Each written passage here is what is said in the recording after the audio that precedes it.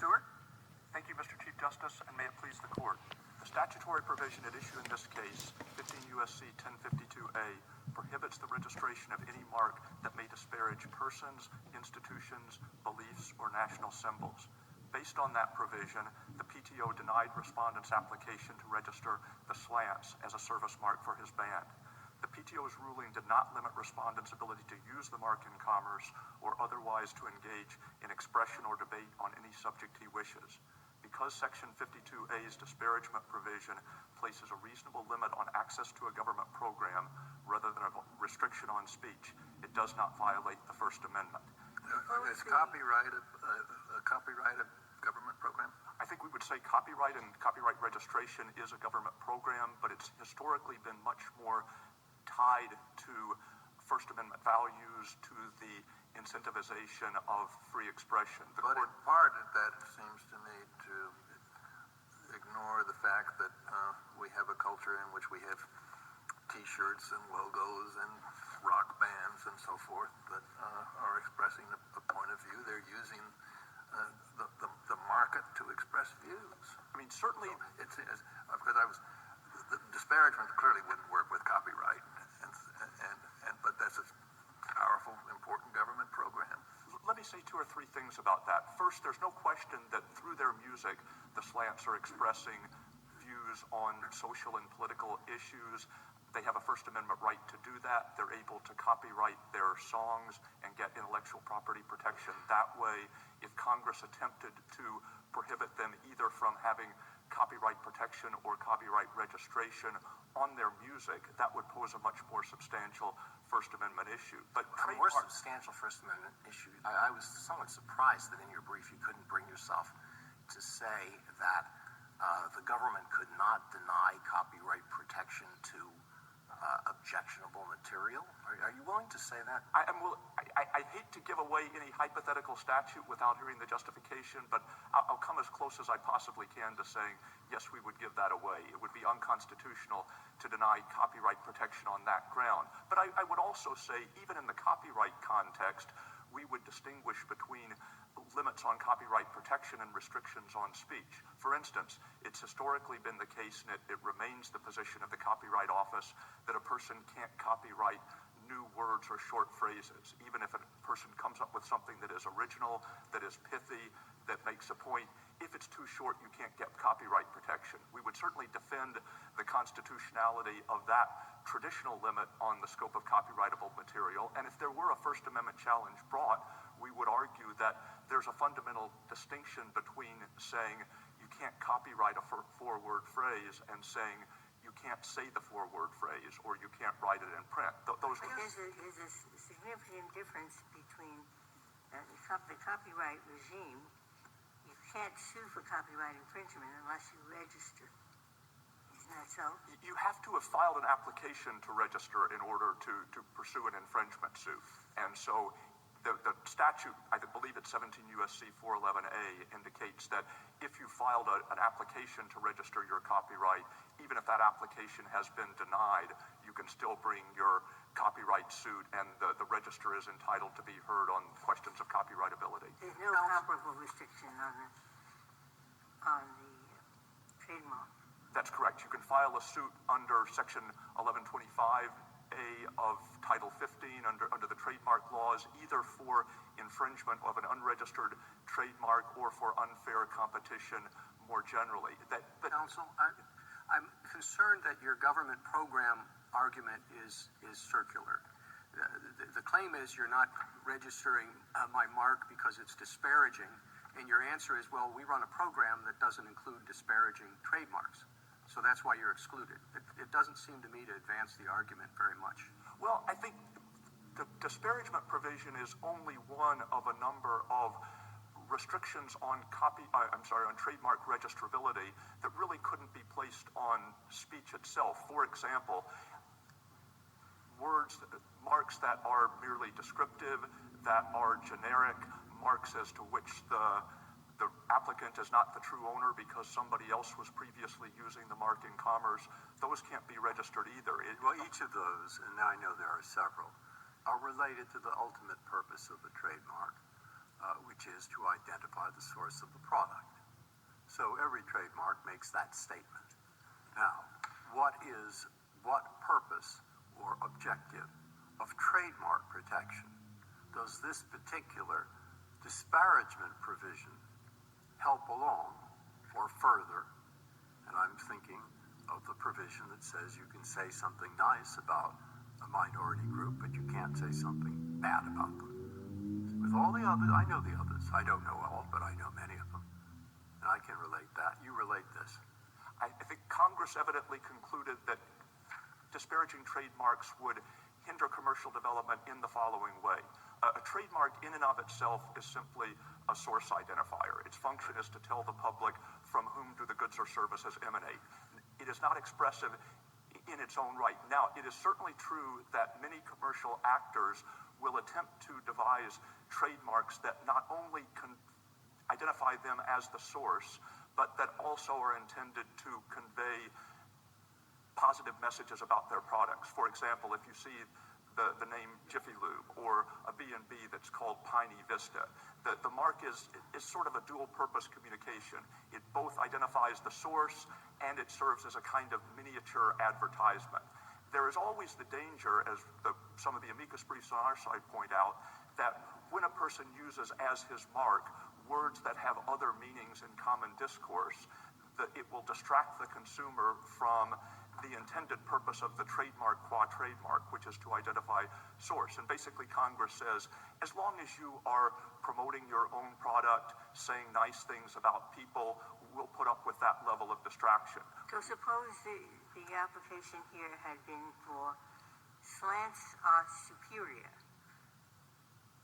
So that's a complimentary term. Would that then take it outside the disparagement bar?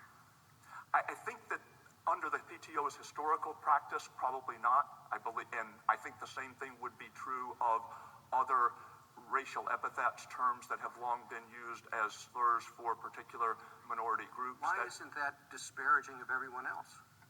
Slants are superior. Well, superior to whom? I think the basis for the PTO's practice, and we obviously don't have that case, is that the term slants in and of itself, when used in relation to Asian Americans. I have it right. I want to get the answer to my question, because that is the one question I have for you. The only question I have for you is what purpose related to trademark's objective does this serve? And I want to be sure I have your answer.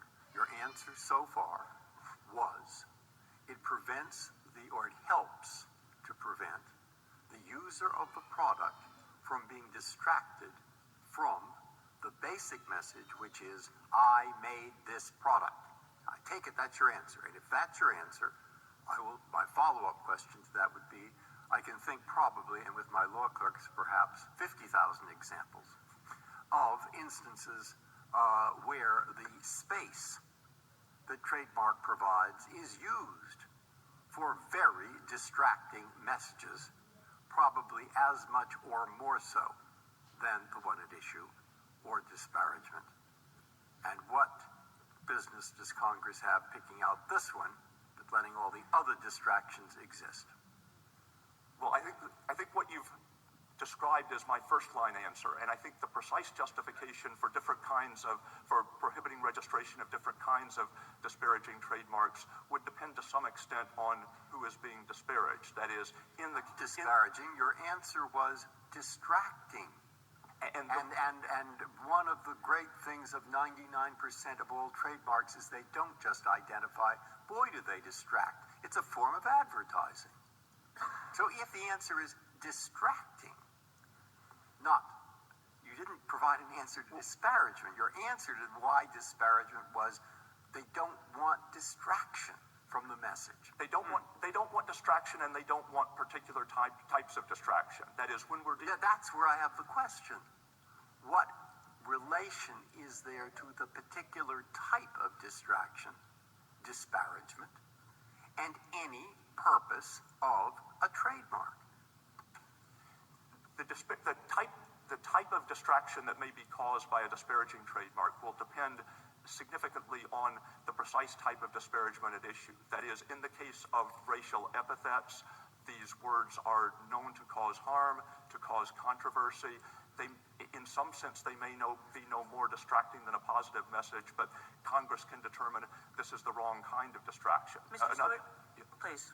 Another type would be a competing soft drink manufacturer who wants to register the trademark Coke Stinks, who wants to identify his own product with a sentiment that is antithetical to one of his competitors. Congress can determine we would prefer not to encourage that form of commerce. We can prefer that commercial actors will promote their own products rather than disparage others. Obviously, under the First Amendment, we couldn't prevent that kind of criticism, but we can decline to encourage it. I'm sorry.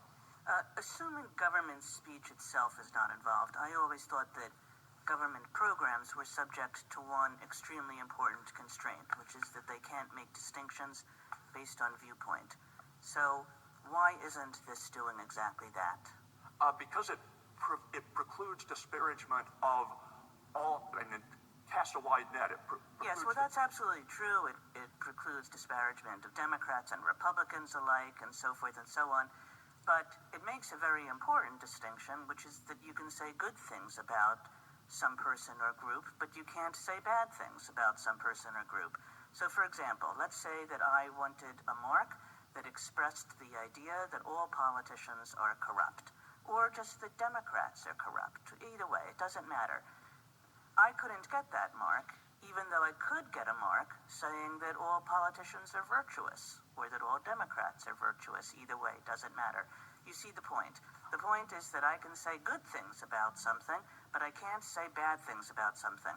And I would have thought that that was a fairly classic case of viewpoint discrimination. Well, as we pointed out on our brief, laws like libel laws have not historically been treated as discriminating based on viewpoint, even though they... Well, that's libel is in one of our historically different but very distinct categories. And you don't make the claim that this falls into a category of low-value speech in the way that libel laws, in the way that defamation does, or fighting words or something like that. And you're not looking to create a new category. So in that case, it seems that the viewpoint-based ban applies.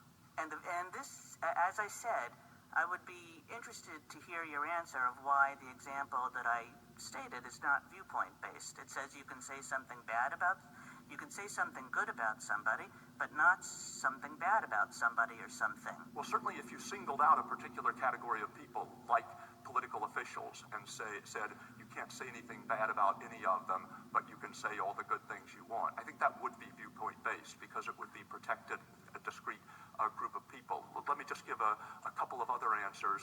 Well, why isn't that this? But if you didn't limit it, if you said you can't say anything bad about anybody, anytime, that's okay? Again, we're not saying you can't say anything bad. We're saying we don't register your trademark if it is disparaging. Certainly... No. That's it. I said, even in a government program, even assuming that this is not just a classic speech restriction, you're still subject to the constraint that you can't discriminate on the basis of viewpoint. Well, in Bush versus Berry, it's not a majority opinion, but the court there was confronted with a law that made it illegal to, I believe it was post signs or engage in expressive activity within 500 feet of a foreign embassy that was intended to bring the foreign government into contempt or disrepute.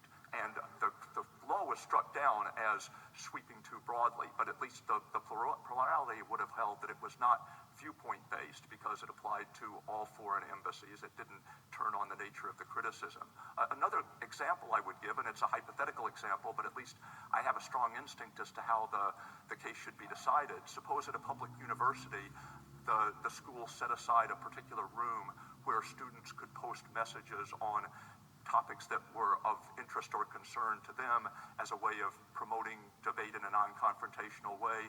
And the school said just two ground rules: no racial epithets and no personal attacks on any other members of the school community. It would seem extraordinary to say that's a viewpoint-based distinction that can't stand because you're allowed to say complimentary things about your fellow students. So the government is the omnipresent school teacher? I mean, is that what you're saying? No. The government's a school teacher? No, again, that analysis would apply only if the public school was setting aside a room in its own facility. Clearly, if the government attempted more broadly to restrict disparaging speech by students or others, rather than simply to limit the terms under which a forum for communication could be made available, that would involve entirely different questions. That's why the plurality in Booth versus Berry would have found the law unconstitutional, even though they found it not to be viewpoint-based. But one distinction is the scope of the government program. If you're talking about a particular discussion venue at a public university, that's one thing. If you're talking about the entire trademark program, it seems to me to be something else. Well, the trademark registration program and trademarks generally have not historically served as vehicles for expression. That is, the Lanham Act defines trademark and service mark purely by reference to their source identification functions. And I think it's, to get back to copyright for just a second, I think it's at least noteworthy that everyone would recognize that Mr. Tam is not entitled to a copyright on the slants. The Copyright Office doesn't register short phrases. 2 words is certainly short, especially when one of them is... Not because of the content or the viewpoint expressed. It's just it's a short phrase, and any short phrase would be no good.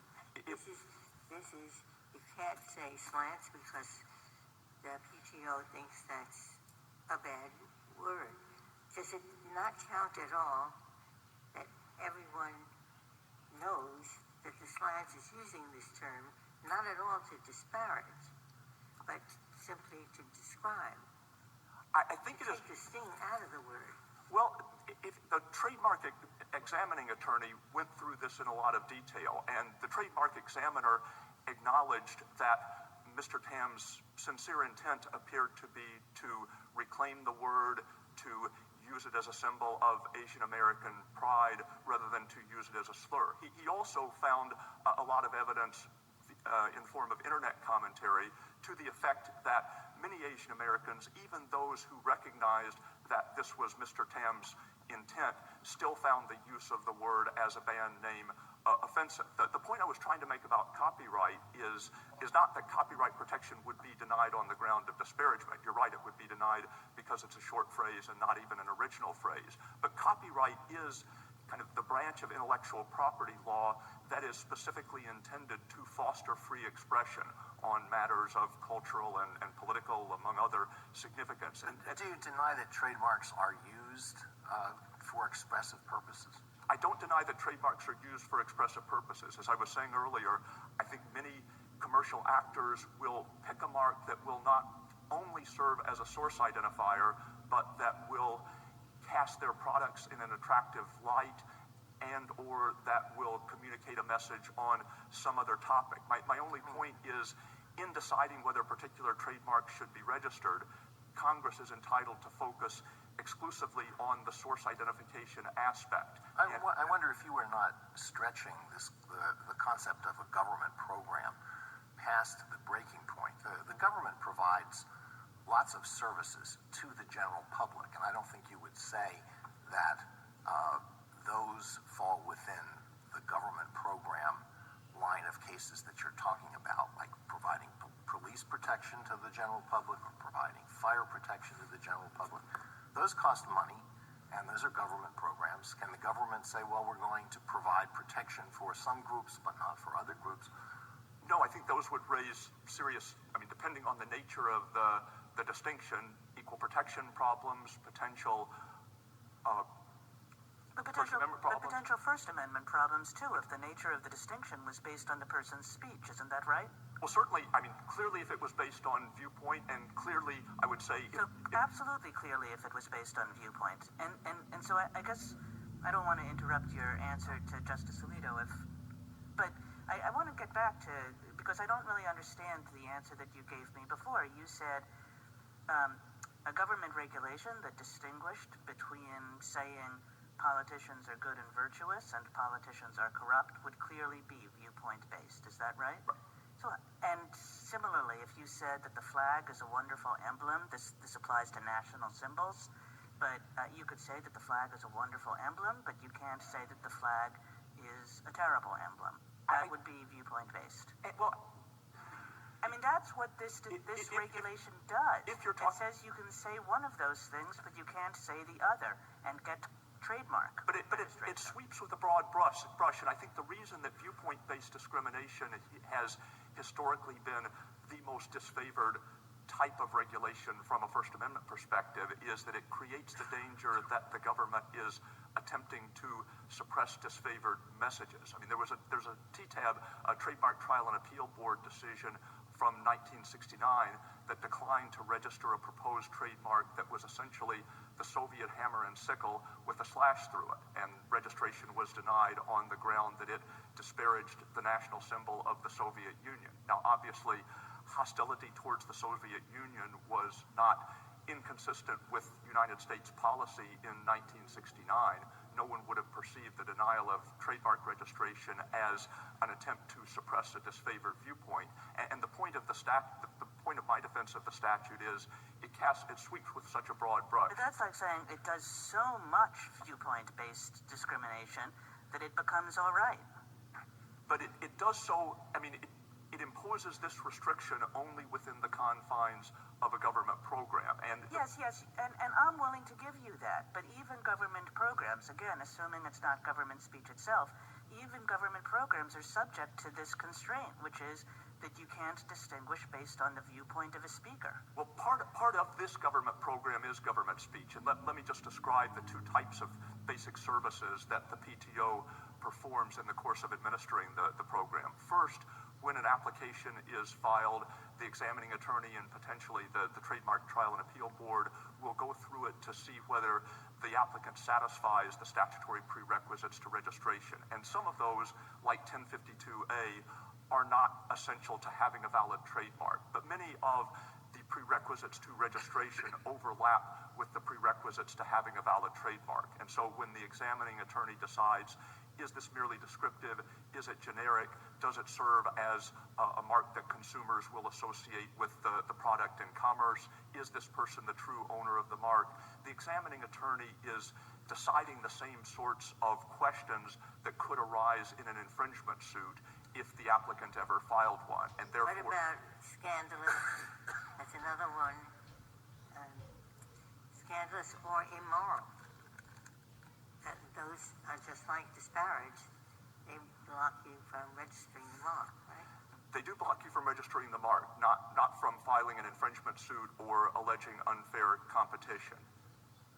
But that's the same thing. That's the same thing as disparagement. I was just saying many of the other statutory prerequisites do overlap with the prerequisites to having a valid trademark. And so if the examining attorney approves the application, he is giving the applicant at least some comfort that he can continue to use the mark in commerce with a degree of confidence that if somebody else infringes the mark, he will be able to satisfy the prerequisites. Running the federal courts is a government program. Can you say that the courts, when it comes to trademarks, the courts are not open for actions to enforce infringement of a disparaging trademark? I mean, if Congress had taken to its furthest possible step the desire to disassociate the federal government from the enforcement of from these marks. That was how the hypothetical was framed. Right. The furthest possible step, but it's the same. Do you apply the same analysis you do simply with the, as in this case? How far can they go in defining the government program? I think we would typically think of the PTO's exercise of discretionary authority and as the exercise of discretionary authority by an executive branch agency as different from the neutral enforcement of the law by the courts. Obviously, if it's a government program, can you do anything you want with speech, or what are the restrictions that we can do? Is it intermediate? You don't argue that this statute meets strict scrutiny. I think you don't. No, I think the basic test would be, is it reasonably related to the objectives of the government program? And in cases of viewpoint discrimination, in cases where the program raises the concern that the government is attempting to promote disfavored messages and suppress disfavored messages, the program would be presumptively unconstitutional. The second form of service that the PTO provides in the course of administering the program is that if it decides the trademark should be registered, it publishes the trademark on the Federal Register. And publication is significant in a variety of ways. First, outside the context of legal suits, publication of the trademark on the Federal Register reduces the likelihood that any infringement will occur because it provides notice to potential competitors in commerce that the PTO has approved this mark. It will give them an incentive to choose marks that are not confusingly similar. Second, because your time is running, the questions have concentrated on viewpoint discrimination, but there's also a large concern with vagueness here, and the list that we have of things that were trademarked and things that weren't. Take, for example, one had the word "heeb," and that was okay in one application, and it was not okay in another. I guess first, if the court accepts our basic theory that this should be judged by the standards that typically apply to government benefits under a government program, although the statute doesn't draw an entirely bright line, it's sufficiently clear. The court has approved, for instance, the criteria for awarding NEA grants that were at issue in Finley to the effect that the grant giver should take account of the diverse views and beliefs of the American public. The PTO receives 300,000 trademark applications every year, so it's not surprising that there is some potential inconsistency. And the other two things I would say are, first, Isn't it another way to say it's not clear enough for them to get it right? It's not a bright line rule. I would say two further things before I sit down. The first is that I think a lot of the examples that the PTO has had trouble with, and where there may be an appearance and perhaps the fact of inconsistent decisions, are instances where people are deliberately using terms that have historically been insulting, but with the intent to be edgy, provocative, to reclaim the slur. This is entirely legitimate, but when people self-consciously use words in a way other than they have traditionally been used, it's not surprising that sometimes they're misunderstood. The second thing I'd say is the examples that the other side gives raise the concern that the PTO might have approved some trademarks that it shouldn't have approved, but they really haven't identified any examples of marks that were rejected as disparaging, even though no reasonable person could view them as such. If I may, I'd like to preserve the balance of my time. Thank you, counsel.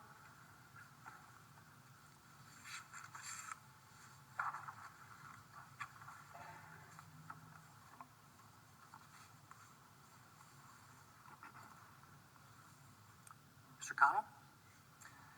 Thank you, Mr. Chief Justice, and may it please the court.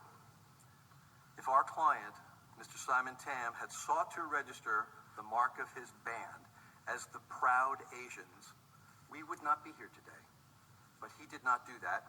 Instead, he sought to register the Slants. Suppose he had this hypothetical case. The facts are largely parallel to these, other than the band are non-Asians. They use makeup to exaggerate slanted eyes, and they make fun of Asians. Could the government, under a properly drawn statute, decline to register that as a trademark in your view? They could not. The First Amendment protects absolutely outrageous speech insofar as trademarks are concerned. That is correct. I think you have to take that position. Yeah. Well, and we take that position because marks constitute both commercial speech and non-commercial speech, and the disparagement clause specifically targets the non-commercial speech and denies registration to marks that only express negative views. But in your view, the Congress could not draw a statute, even different, to make the distinction that the hypotheticals points out, and the Congress, in your view, can draw no statute denying trademark protection in the hypothetical case. I cannot think of a circumstance under which that could occur. Then I have a question for you. This is a bit different than most cases. No one's stopping your client from calling itself the Slants. No one's stopping them from advertising themselves that way signing contracts that way, or engaging in any activity except that of stopping someone else from using the same trademark. But even that they could do, because you don't need a registered trademark to sue under the Latinx entitlement for the confusion of the public in the use of any kind of registered or unregistered mark. If another band called themselves Slants, they would be subject to deceptive advertisements because they wouldn't be this slant. So there is a big difference. You are asking the government to endorse your name to the extent of protecting it in a way that it chooses not to. So there is a reason why the argument's appealing. And why shouldn't we consider it in those ways when your speech is not being burdened in any traditional way? The registration program, the regulatory system of trademark registration is widely available to a broad number of mark holders who seek the legal protections of registration. In this case, the government has used the disparagement clause to selectively deny those legal benefits to a mark holder expressing negative views that the government favors, as opposed to mark holders who receive those benefits because they express neutral or positive views that the government does favor. Doesn't answer my question. You can still use your name. But why is it a burden? It is a burden because our client is denied the benefits of legal protections that are necessary for him to compete in the marketplace with another band. And the only reason for the denial of those benefits is the burden on his non-commercial speech contained in the mark. He can still sue. He can still compete. He can still compete, but it's just he's not getting as much as he would like, but he's not stopped from doing what he's doing. He could still, his only resort at that point would be to seek the protection or to assert his right to exclusive use of the mark under Section 43 or state trademark law or common law, none of which have the extensive and substantial benefits that this court has recognized under trademark registration. It seems to me, does your argument depend upon the breadth of the government program? Let's say you had a government program putting on a festival or a lecture series. We only want pro-Shakespeare presentations. It's about celebrating Shakespeare. And if you disparage Shakespeare, you can't participate. Is there anything wrong with that? I don't believe there is in that limited forum that would make a difference. But this is not that case. This is a widely available program that's made that all comers can utilize. Well, but no, it's not. If you have a disparaging trademark, you can't utilize it. Except, again, that targets the non-commercial aspect of speech, which has nothing to do with the commercial objectives of the Lanham Act. Well, I guess I don't understand yet your distinction why the only celebrating Shakespeare program is okay, but the trademark one is not. You can't disparage Shakespeare. You can't have disparaging marks about anybody in the trademark context. Is it just the comprehensive nature of the government program? In this case, it is. But why does that matter? Yeah. I mean, maybe the government just decides we want to celebrate everything. We want to be relentlessly positive. And Justice Kagan, that goes back to your point before, that would discriminate against any negative viewpoints and only arm one side of the debate. No, but it isn't quite like that. After all, as Justice Sotomayor pointed out, this is more like a single bulletin board on the train station. A train station which has 1,000 bulletin boards. People can say whatever they want.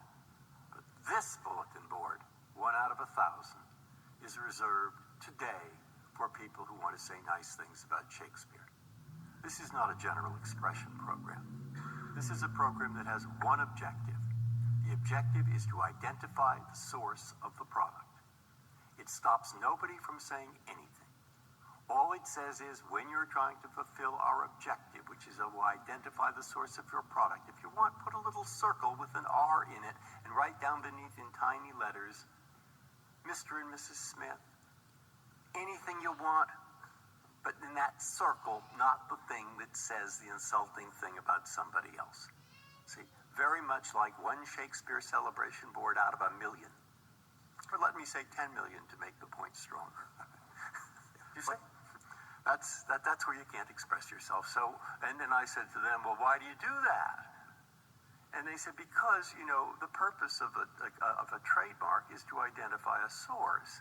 It's not to get people into extraneous arguments. And what this will do is it will get people into extraneous arguments, losing or diluting the force of a program that seeks to use a trademark to identify a source. Now, that's what I got out of my answer to the last question on the other side. And I would like to know what you think.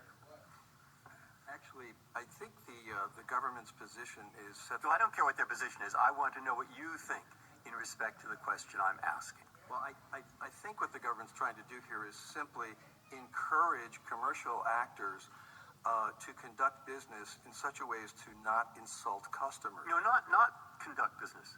They can insult customers. Boy, you could have 50,000 insults on every physical item that you put out. All you cannot do is when it comes to a little mark or a form of words that is designed to say one thing. I'm repeating myself. I am the source of the product.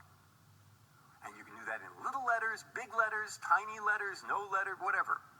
But there, you have to stick to business. And if you're going to go beyond business, don't use insults. Do you believe that they could stop trademarks from saying, this is the trademark you can't use, Joe Jones is a jerk? They could not stop. They could not stop that. They can't. Can they say, Smith's beer is poison? They could not. Oh my goodness. I mean, there are laws all over the place that stop you from saying that a competitor has bad products. It's called product disparagement. There are laws all over the place that stop you from saying Joe Jones is a jerk or something more specific. They're called libel laws or slander laws.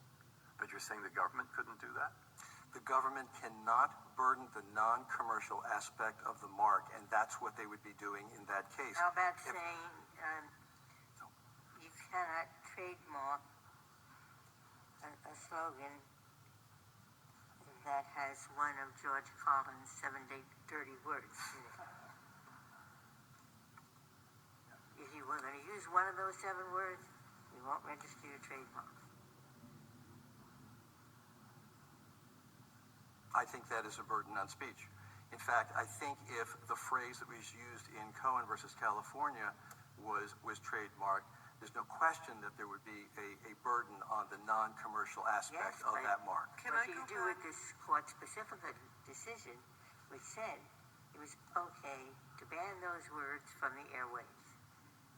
Well, ban. Now, this is not, you can have trademark protection, but nothing that you get the extra benefits of registration. Because you can't use those words on the air. And this court upheld it. Yeah, Pacifica actually simply was limited to time, place, and manner restrictions. The court expressly said that they were not banning the use of those words. And in addition, Pacifica did say that notwithstanding the content restrictions imposed on those words, the fact of the matter was that if the restrictions were motivated by a negative view of the ideological or political message being conveyed, that would be unconstitutional. Time, place, or manner. There is time, place, or manner. In fact, you can use these words anywhere, at any time, in your performance. Just don't use them as the registered source of the message, I am the owner of the band. Time, place, and manner, you have the entire universe where you can say what you want, including this. So why is this somehow not a restriction on time, place, and manner if the others were? Because, again, I come back to the fact that this is a burden on the non-commercial aspect of the mark. Excuse me, let's go back to, if we can, the earlier part of Justice Breyer's question. 1052 has two components. You can't disparage or falsely suggest a connection with a person, institution. Are you challenging or saying that the second part of 1052, falsely suggest a connection, is unconstitutional as well? That's not the question before this court. I don't, but your argument earlier was that if someone slanders or libels an individual by saying Trump before he was a public figure, Trump is a thief, and that becomes their trademark. Even if they go to court and prove that that's a libel or a slander, that trademark would still exist and would be capable of use, because otherwise canceling it would be an abridgment of the First Amendment? I believe that's correct. That makes the... Well, Mr. Connell, don't you think that Congress could deny trademark registration for something that fit within the narrow, historically recognized category of libel and slander, which have never been regarded as having First Amendment protection? I think the outer limit of the protection here are the categories of historically prescribed speech. That would include threats, it would include fraud, things such as that.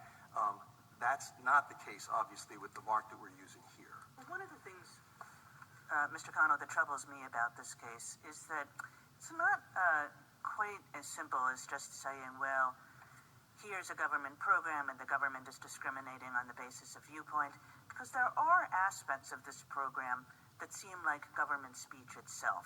Maybe not quite that, but something approaching it, which is the program says that anything that's registered, the government publishes in its own publication.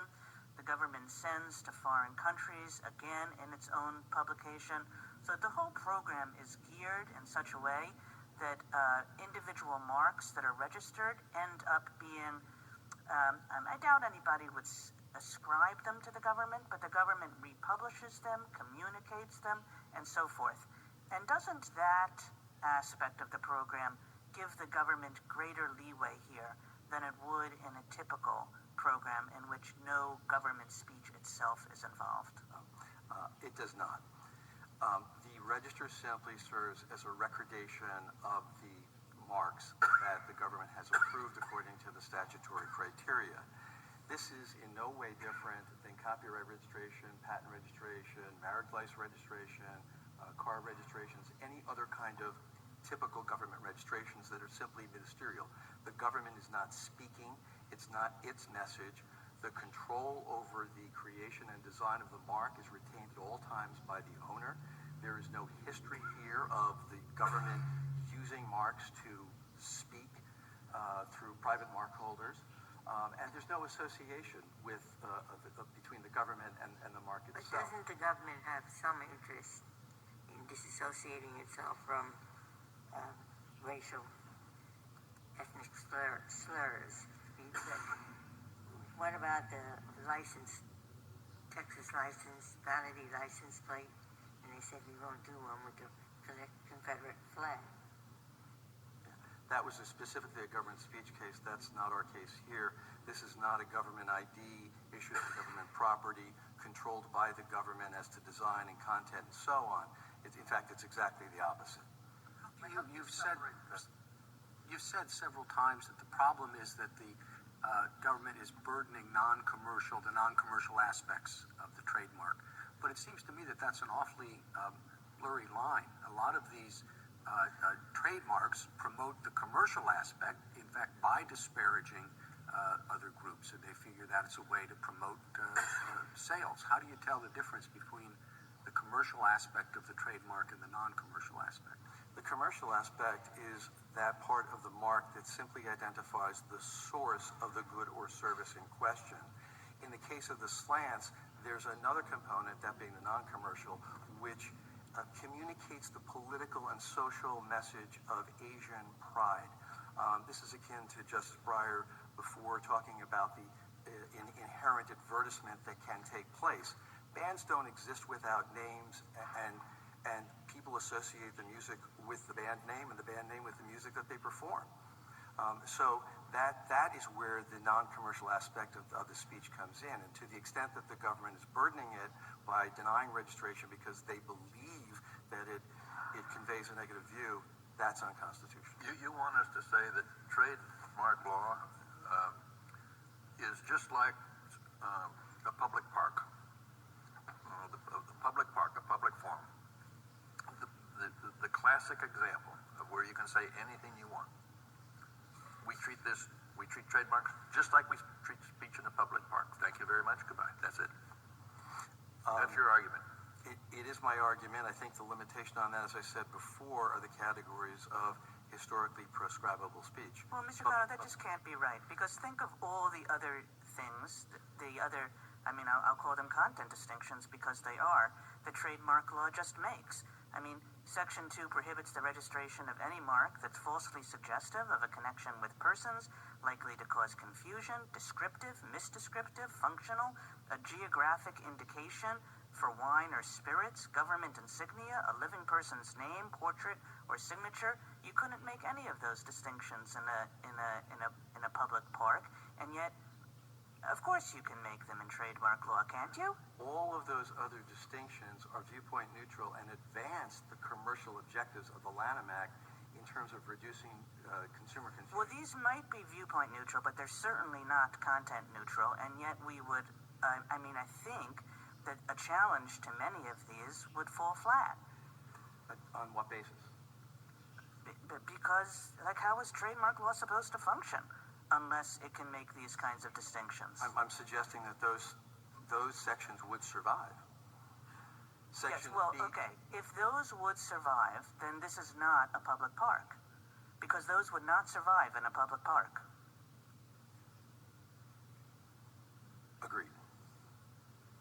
There's something different here, in other words, that this is coming up in the context of a government program, which provides certain benefits that the government doesn't have to provide at all.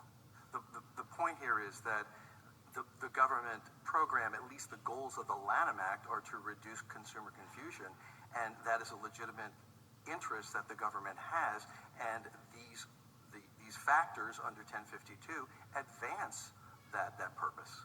Can I come back to the Chief Justice's question? I really had difficulty separating the expressive from the commercial aspect of a trademark. Let me give you an example. I think that Nike's phrase, "just do it," is a registered trademark. Now, is that commercial or is that expressive? It is both. The two are intertwined. They're just like with the slants, where you have the source identifier that is inextricably intertwined with the message that the mark is conveying about the source or about the goods and services identified. Well, if they're inextricably intertwined, then I don't understand how we can separate them and apply to the expressive part a more rigorous test than we would apply to the commercial part. I'm not sure I understand your question. Do you think that viewpoint discrimination is always prohibited in commercial speech? For example, could the government say, and maybe it already has said, that a manufacturer of cigarettes could not place on a package of cigarettes, "Great for your health"? Don't believe the Surgeon General. Viewpoint discrimination is prohibited in commercial speech, no question, under the Sorrell case. It's back to really the Chief Justice's question. And I wouldn't ask it except that I think you do have something been answered that you haven't fully expressed. Look, we're creating through government a form of a property right, a certain form. That's a trademark. It's as if through government we created a certain kind of physical property right, that certain people could dedicate a small part of their houses or land to Peaceful Grove. And in Peaceful Grove, you write messages, but peaceful messages. And above all, you don't write messages that will provoke others to violence or bad feelings. Okay? Anything wrong with that? I can't think of anything wrong with that. There are thousands of places where they can express hostile feelings. It's just in this tiny place, 1/4 of an acre, that you yourself have chosen to take advantage of, that you can't, because it will destroy the purpose. you will destroy the purpose of peaceful go. That's why I asked my question. To what extent does interfering with viewpoints here serve a trademark-related purpose? As we can see how in Peaceful Grove or in Shakespeare, the messages that we were talking about did harm the government purpose. And here they're saying similarly, disparaging messages get in the way of the objective of this program, which is to identify the source. Now that, I think, is what I heard. That's what I'd like you to think about and respond to. Disparaging messages in trademark do not interfere with the source. They simply control the other component of the message. The slants is the band. It's clearly identified. So the identification of the source of the service, the music in question, is served by the mark. What the government objects to is the other message. It's the other message. I understand that, but now your answer, okay, I've got your answer, and now your other answers were worrying me, because what's worrying me is I accept what you just said, suppose I did. Am I suddenly saying no Peaceful Grove, no Shakespeare celebration, no normal restrictions on normal restrictions, no function, it's functional, can't have functional things in a trademark, all the ones we read. If I buy into your answer that you just gave, have I suddenly opened the door to striking down all those things? No, I don't think so. Because, well, why not? Because the purpose, as you said, Your Honor, of Peaceful Grove was to have a place of seclusion, of solitude, of calm. That's completely different than the trademark regime, which is open to all comers and which simply is trying to advance the goal of source identification. And if the mark holder wishes to include a component in the mark to somehow advertise the good, the service, to convey a different message, that doesn't get in the way of the source identification in any way, shape, or form. It seems to me that you're defining the government program differently than the government would. I think they're suggesting that there's more to their program than just source identification. That is not clear at all in the Lanham Act. In fact, the only purpose is the Lanham Act, as identified by this court in Park and Fly, and this was a citation to, I believe, the Senate report, was the reduction of consumer confusion and the protection of the goodwill of the mark holder. There was no suggestion that this was a politeness statute. Well, we heard from Mr. Stewart that they thought the disparagement aspect would distract from the commercial identification. I think that's what he said. Yeah, you're saying that's not really their purpose, or? Well, I'll say that that's nowhere in the legislative history, and that's nowhere in the legislation itself. That seems to be pulled out of thin air by the government, who, again, in their brief, talks about reducing the level of insult or the occasion of insult to customers. That's not part of the Lanham Act. That's not part of the commercial purpose of the Lanham Act. Would you say the same thing about a scandalous mark? Would that be equally impermissible? I think that conclusion is inevitable.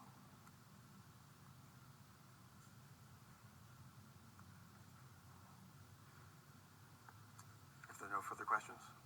Thank you, counsel. Thank you. Mr. Stewart, 2 minutes. Thank you, Mr. Chief Justice. Let me make 3 quick points. Mr. Connell has said that the government registration program regulates only the expressive and not the commercial aspect of the mark, and I think that's getting it exactly backwards. Mr. Tam wants to do 2 things with the mark, the Slants. He wants to use the mark himself in relation to his band, and he wants to be able to sue other people who use it in a way that would cause him commercial harm. And denial of registration affects only the second thing. It places no restrictions on his ability to use the mark. It may limit the remedies that are available for infringement, but that's entirely regulating the commercial aspects of the conduct. The second thing is, Mr. Connell's position clearly is that the test for constitutionality of a registration condition is, could the government ban this speech altogether? And Putting that in place would eviscerate the trademark registration program. Most obviously, as Justice Kagan has pointed out, there are a lot of other content-based registration criteria. And in addition, I'd point out one of the prerequisites to registration is that you be using the mark in commerce. If this were truly a suppression of speech, we'd ask by what authority could the government make the right to speak contingent on providing goods and services in commerce. Finally, Justice Kagan, you mentioned commercial speech, and there is an important government communicative aspect to this program. The preparation of the principal register is not just an ancillary consequence of this program, it's the whole point, to provide a list of trademarks so other people know what has been approved, what's off limits. And the consequence of Mr. Connell's position is that the government would have to place on the principal register, communicate to foreign countries, the vilest racial epithets, insulting caricatures of venerated religious figures. The test for whether the government has to do that can't be coextensive with the test for whether private people can engage in that form of expression. Mr. Stewart, you really think that speech can be restricted by the government on the ground that foreign countries may object to it? Could the government do that with copyright? I think an awful lot of things are copyrighted in this country that are deeply offensive to some foreign countries, and yet the FBI enforces the copyright laws. I would agree that with the copyright is different. It's historically played a far more fundamental role in free expression than trademark law has played, but the government at the very least has a significant interest in not incorporating into its own communications words and symbols that the public in foreign countries will find offensive. Thank you, counsel. Case is submitted.